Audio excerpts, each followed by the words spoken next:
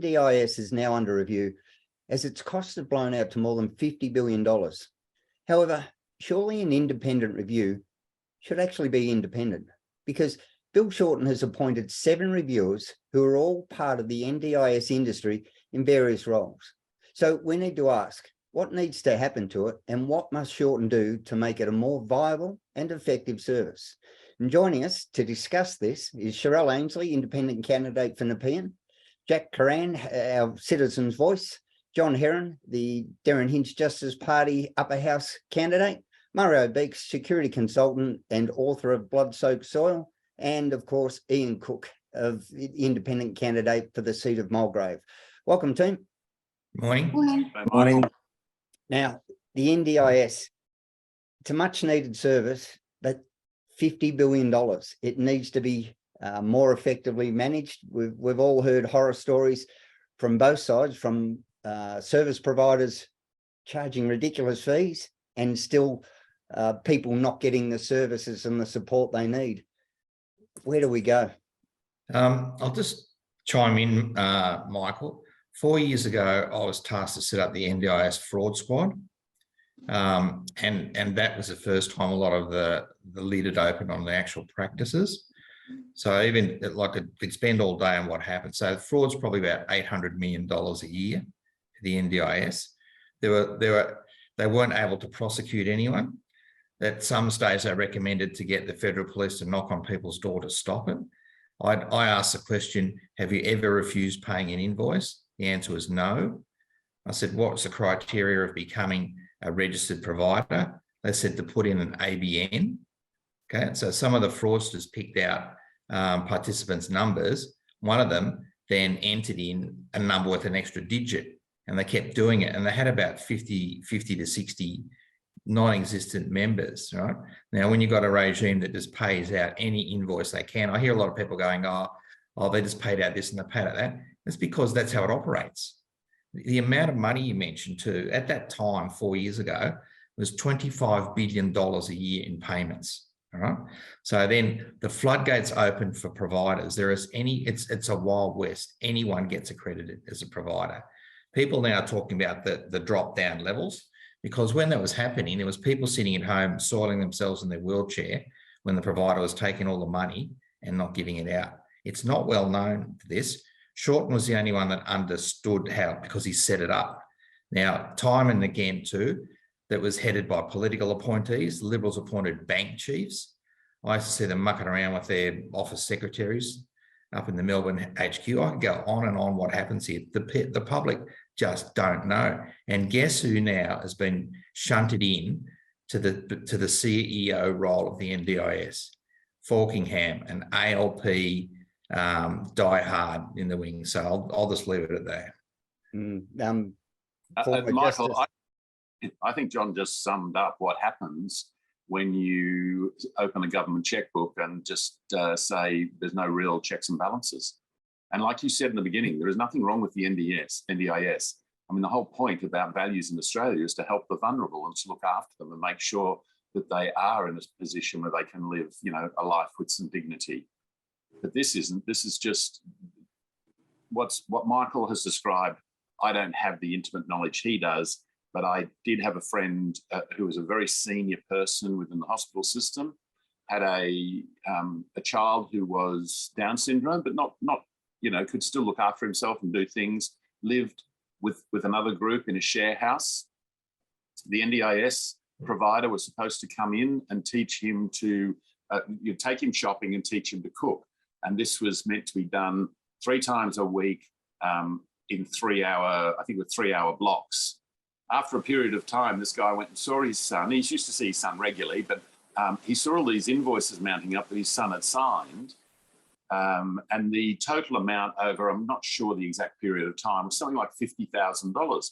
And when he quizzed his son, the guy used to come in, said, sign this, have a chat to him and leave. Now, they managed that themselves by threatening to go to the police with fraud, and they actually got the payments reversed. So they were back with the son in credit for what he was, however that works. I mean, John can explain that better than I can. But this is the thing. If you don't have proper checks and balances, people will take advantage of the system. And that's where we have to head. And it needs to be rational people. Maybe John should. I'll just add this for a second, and this will really cap it off. So it also became a haven for people in the federal public service that had conked out, or a place to hide them. Now, my superior, guess where he came from? He was the architect of robo-debt. And he went from DHS to hide in the NDIS, and then brought his team over, about 20 of them, that rolled out robo-debt, right? And again, that's not known. So if everyone talks about X and Y politicians in robo-debt, these were the architects that put it out, and they went undercover in the NDIS executive. This, and for transparency's sake, I am a NDIS provider through one of my businesses. We do provide services for the NDIS, and yeah, they're way too easy to deal with as far as a business. There's no checks and balances on us. The people that do use us are very thankful, but they find it difficult to deal with them, whereas myself as a provider, I don't. And when we hear about potential rorting going on, we need to be very clear that it's not the people who are the patients or the target of the actual NDIS system. It's the providers. It's another service that it has become a free-for-all, as John said, a Wild West. And I'm finding that too with some people in my down here in my electorate, is that they're being coerced. Some of the people who are receiving these services are being coerced. So the money that's allocated to a particular service, that has come to an end, or it's run out, and so that people are shifting money around or shifting the invoices around for these people who are receiving NDIS. So it's not the recipient who needs the help. It is the people who are sort of helping them manage the paperwork side of it that are actually funneling them or pushing them down wrong paths, I guess. And they're just trying to, live and be happy, those people that are receiving it. So it is really imbalanced where people are really getting taken advantage of, and we need to lock it down. We need to actually fix it. And it's not just with this, it's wasteful spending across the board. We waste spending in this, we're wasting spending in so many different projects. Nothing seems these days to be really looked at and evaluated before these things are implemented, or even after they're implemented. So across the board, these systems seem to be in place, both federally and state. Yeah, I agree with you, Will, if I may add something. They launched that type of service which people deserve in this community, in our society, to be looked after and everything else.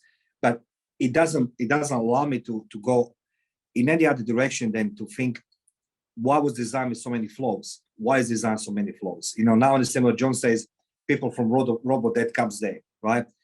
If you create a service which is open purely for the fraud, the people who created that system should be accountable for what's happening.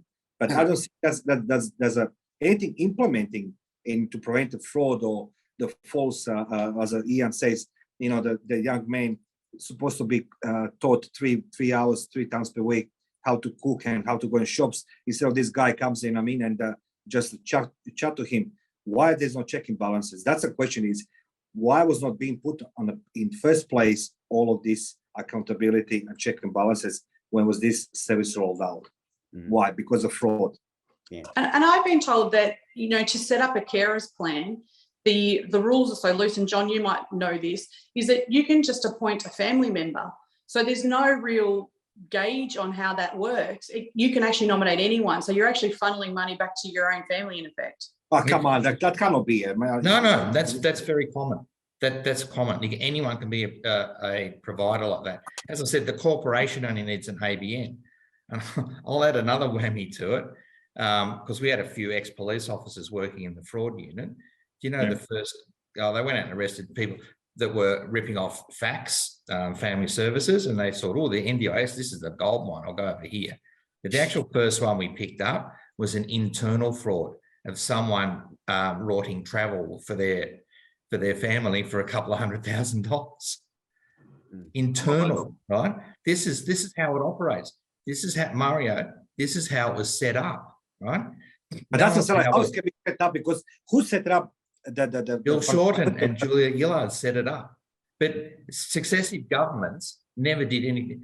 I was part of an initiative from Malcolm Turnbull to try and clean it up, but guess who they handed it to? The ex-head of the robo-debt unit. Yeah. You can't make this stuff up, what goes, but it's big money. I think now it's about $30 billion a year payments, 30 billion, right? How much is that siphoned out to genuine needs? Possibly 2/3. And that's only going to increase. Absolutely. Don't you think going forward? It's Like a it's magnet. going to keep growing. So yeah. And how much, what portion of that is the profit margin for the providers that we could just shave off? They're not, that's not measured. They can make a 300% profit margin. I was talking to someone this week about a young kid that was in DHHS care that needed an NDIS care thing to get him out of the residential accommodation, right? And they were charging $5,000 a day to look after him, right? Can you imagine now what's worth $5,000 a day to put him into like a done-up renovated house? That's it. So there's no checks and balances. Can I say something, John? Like this sounds to me like this entire NDIS, it's gonna collapse. No, this is Australia. Until the IMF comes in, this will be 50, 60 billion a year. There's no break on it. It just keeps going. As I said, it's gone from 22 million 4 years ago. I don't know where Michael got the 50 billion, but I guesstimate it's over 30 billion payments a year. It must be greater. There's no break on it. Now, and that's the thing with this blank check that's been written with this, it's going to have to be funded somewhere. So is other welfare programs going to be, sacrificed for this particular one? What are we going to have to change to actually get everything back, or try to bring things back into line? And with this as a growing problem, more and more things are either going to have to be foregone, or the debt, as you said, is going to get higher and higher. It's never been pulled back into line. It's funded from debt.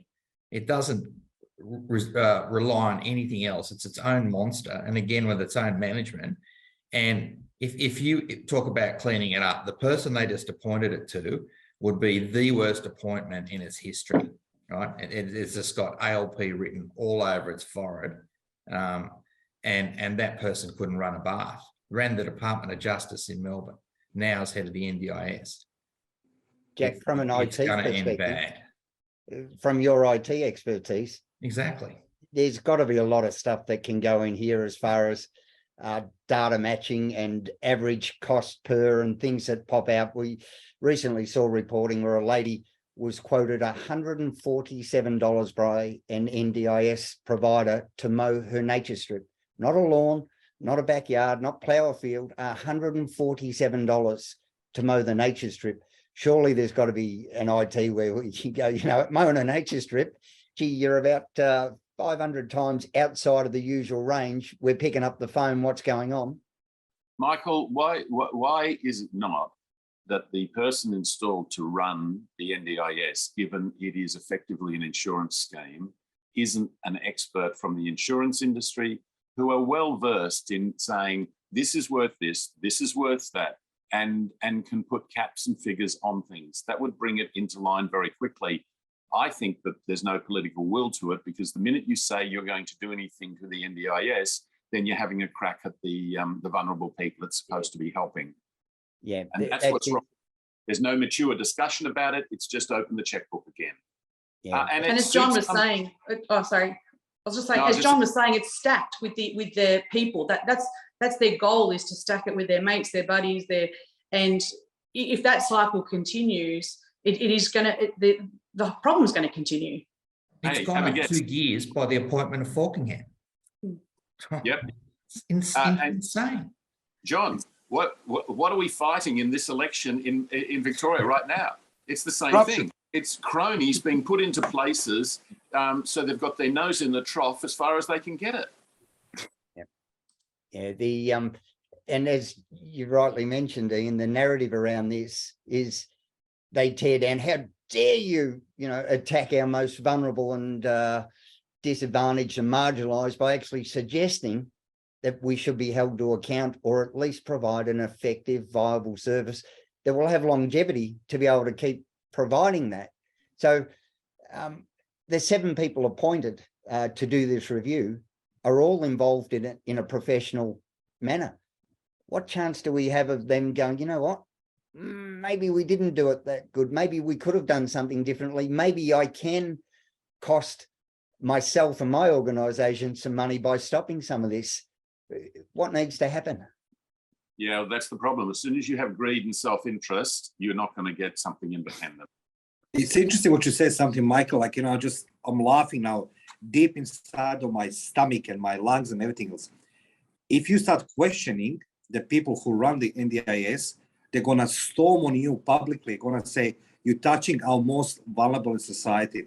And that's such a clever play of the words, because they knew it response was going to happen. If you question the accountability and the professionalism or the standards, they're going to come back to you, going to say, you're questioning why we're helping the most vulnerable society. And that's the problem, as Ian says. This is what elections are about in Victoria as well. So that's why we've got to have brave people standing up, like Ian, yes, like John, like Michael, like myself, who are willing to have these hard conversations and who are willing to put it on the line and tell it how it is. So I think, for Victoria, we have a chance to change it and to change this wasteful spending culture that we have. And we obviously need to tackle the federal issue as well. So, yeah. yes. Jack, what do you think hearing this? Well, I was going to, but I got railroaded by all these politicians. I sat here politely. I've been sitting here politely, waiting my turn to answer the question. I'll go back to you, Michael. First of all, what can IT do? We can do a lot. We can set up a system that monitor the square inch of that blade on that grass that lawn's been mowed, to say how much petrol that guy's wasting on that resource. We could go to the nth degree, but the problem is people don't want it to be measured. As soon as you start getting measured, you start becoming accountable.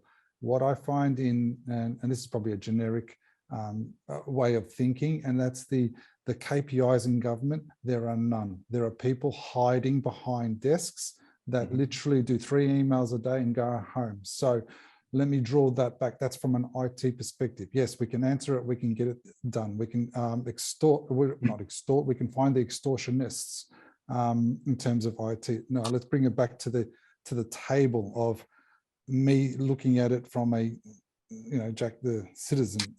These people are doing this because, and we go back to the kitchen table, and every meeting that we've had, or every Zoom meeting that we've had, I've always gone back to morals, values, accountability.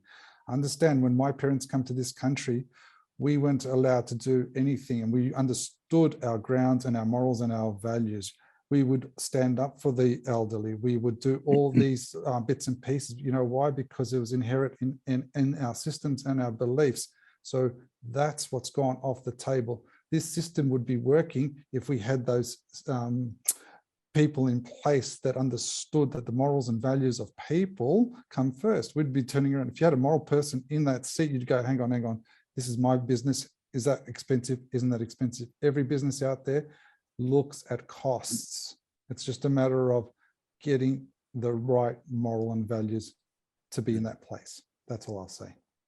And well said, Jack. And as Ian and John and Cheryl have already mentioned, I think one of the biggest problems we have with our current batch of politicians, they've never had to worry about sending an invoice. They've never had to worry about justifying their costs. They've never had to worry about paying an invoice versus taking home their paycheck. So if you don't deal with invoices in both directions, this stuff just doesn't matter. It's somebody else's money. And the main thing is just get it done so I don't look bad, rather than getting it done for the purpose it was intended to. You know, you gave a nature strip example. One of the bigger problems was people renovating their own houses.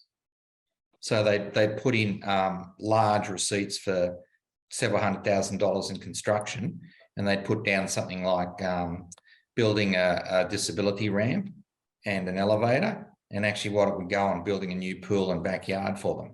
Never picked up, nothing you can do about it. It's that large, right? The nature strip stuff, occurs because people put in the receipts and they get paid. There's that many IT consultants thrown at trying to measure and capture that. It is not funny. And then who got the IT jobs? Right? That came back to, let's say, I don't want to use the term refugee, but people that wanted to avoid scrutiny in other federal government departments came there. Then they hired their mates, and then there was contractors on $1,000 a day everywhere, like thousands and thousands and thousands, and really not doing anything. So how can you stop that when it's actually gone up a few years? It's not going to stop. It's going to get worse, right? Because the cat's out of the bag now. I'm afraid afraid what you said is going to be worse. And you know, when we talk about all these ramps and pools, what personally bothers me, like I can use my example. And I said, like when I was struggling with my son with Apple and everything else, you know, NDIS was, you know, you can't find the provider. When the provider comes, you know, the people are being usually sent to without qualifications, but they already discussed, you know, the options of the payments. And I'm like, it doesn't make a sense, you know, I mean, what's happening to us, but we'll see politicians who will happily stand next to the new ramp for the wheelchair, you know what I mean, and the pool and everything else, you know, doing all these photos and celebrating they've done something. And reality, as you say, John, is going to become worse. And that's one of my fears is it's going to become worse. Yeah. The NDIS has become, I'm currently trying to plan a wedding, and it's become like weddings. You ring a venue and say, I want to book for 10 people. And oh yeah, it's $80 a head. Yeah, great. It's a wedding. Oh, it's $230 a head. And it's like, how did that happen? And then it's, well, you want your day to go well, don't you? And I think they use that same thing. I used to work for the TAC doing accident rehabilitation rehab. And there was one time where we used to have to install handles for those to be able to lift themselves out of the chairs to reach cupboards and things like that. And there was an $18 handle from Bunnings, $18, that was charged out at $790 to fit. And it had 3 screws in each end. So, you know, and that's from the TAC paying it, which comes out of our registration. So I'd hate to see what's going on with the NDIS with no one. Seems like no one looking over the providers. Do you know what the average payment per plan is? Anyone guess? Individual? $130,000, right? Now, as Giselle said earlier, it's very frequent to get a relative to come in the carer and they just pocketed the money. The person supposedly receiving care received nothing. So someone could be, I've seen it. I saw it when I was working at St Kilda Legal Service, people coming along and they had problems saying, oh, my mother's the carer and she took the 100 grand per annum. No comeback. That's been multiplying, not hundreds of, in the tens of thousands. That's happening now. And you appoint an ALP political operative, a die-hard ALP political operative now in charge of it with zero experience to operate in the Department of Justice. Move her across, great idea. Zero experience in managing a company or people. Now heads the NDIS. What could go wrong? You know what? Sooner or later, they're going to run out of our money, run out of money to spend. That's right. And then they keep borrowing. The other thing, so yeah, I think you're wrong. They're always going to have the money. And I'm surprised even today when I see Victoria, every day some announcements, $5 million, $10 million, 5 of this, 50 of this. And I think myself, where is this money coming from? Where's this money coming from? The taxes is going to be pockets, Mario. Exactly, like, you know what I mean? Because you have 6 million voters, you know, this is money coming from. And I think myself, how is it even possible that we're talking about these politicians talking about money in the billions and without thinking about consequences? So NDIS is going to stay, maybe it's going to be renamed, refunded, but Ian, I think they're always going to have the money for themselves. No, Michael, sorry, Mario. Yeah.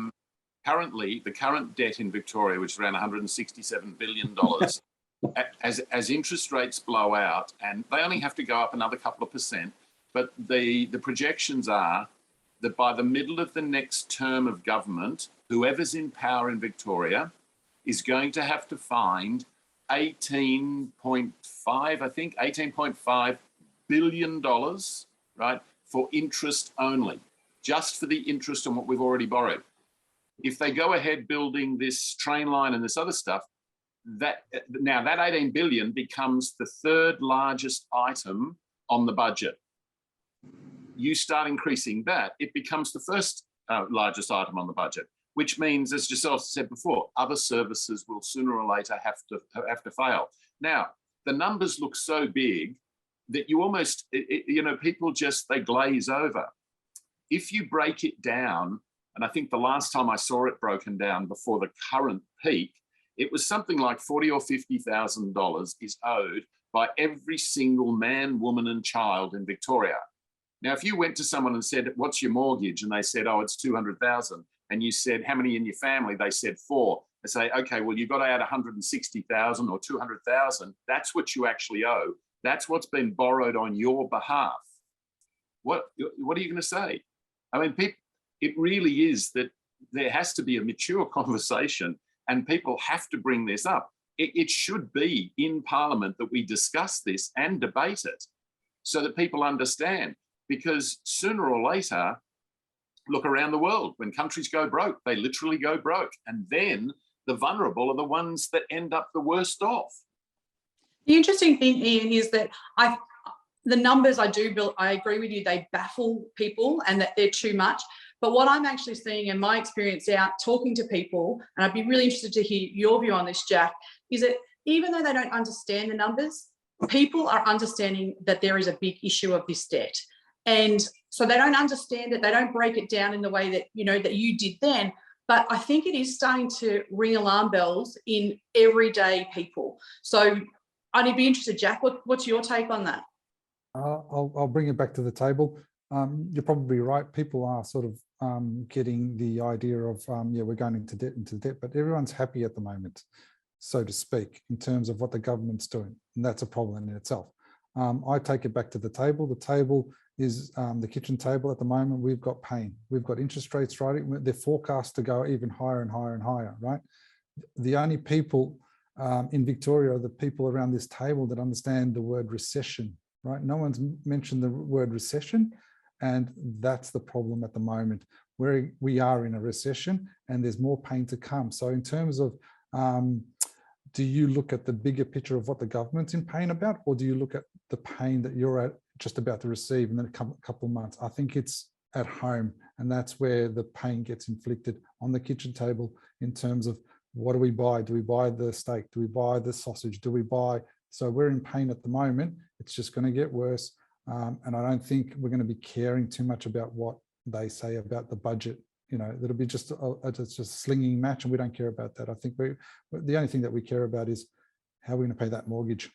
Yeah. I agree with you. I agree with you, Jack. And I'm sorry to guys interrupt you. There's a domino effect, because news in Australia media doesn't pass it, but if you go on a social media, you can see what's happening in Europe. In France it's a civil war there. In Germany, civil war. The governments can't control the masses because of the inflation and recession, because now clearly saying in Europe and in the US, recession, it's here, but they don't know how to formulate this, how to define. And that's going to reflect to us. And Jack is right here. I mean, when you put the kitchen table, now we're going to think about, what we're going to purchase or not to purchase. Well, the current government, let's say in Victoria, they're spending money like there is no tomorrow. And this is going to be the domino effect across this country as well. It's going to affect everything, and hopefully not affect NDIS services. Yeah. And while we're on the kitchen table, I spoke to an economist yesterday, and she called it the mincemeat principle. As things get tougher, you see the sales of mincemeat exponentially rise, and then you see the price of mincemeat rise. And she said that's one of the biggest signals there where it's going to really hit the straps. So she said, watch your mincemeat price, and that will determine how badly we're going. Michael, But when a debt crisis comes, it happens like overnight. It doesn't incrementally creep up and you go, oh, that was a lot of money borrowed. So in other countries, particularly the Latin American countries and Argentina, which is not too dissimilar from Australia, it just goes bang. The same in the EU, when you had Portugal, Italy, Ireland, and Greece go bang in 2007, they were in default like from a Monday to Tuesday. So people won't know until it happens. Now, what happens again, I've said this on other shows, the IMF comes in. Australia doesn't have an EU or anything else to back it up. And we've got a service economy that our biggest trading partner we're at war with, literally. And now what happens then is the IMF says, you have to cut, this happened in Ireland, I told everyone this, you have to cut, imagine this, unemployment benefits by 50% by next week, 30% reduction in the public service by the end of the month, and family tax benefit B gone. How do you think that will go down? Because that's what they tell you, the IMF, you must do this and we'll provide funding. Otherwise, no funding collapse. That's what happens. Yeah. Can I just, You know, can I go back? Sorry, Jack. Just on what John just said then, when I've walked down through Springvale, all of the small shop owners, now I've got a close friend of mine who's Vietnamese and does translating for me down there. They understand what debt and what invoice and what this is all about. And at a smaller level, Daniel Andrews has increased land tax 4 times. So it's gone up 4 times. They realize it, and a lot of these people rent. They're not landlords. They don't own the land themselves, right? They're paying rent, and they've been told that their rents will be going up. They're going to have to increase the price of the mints that you're talking about.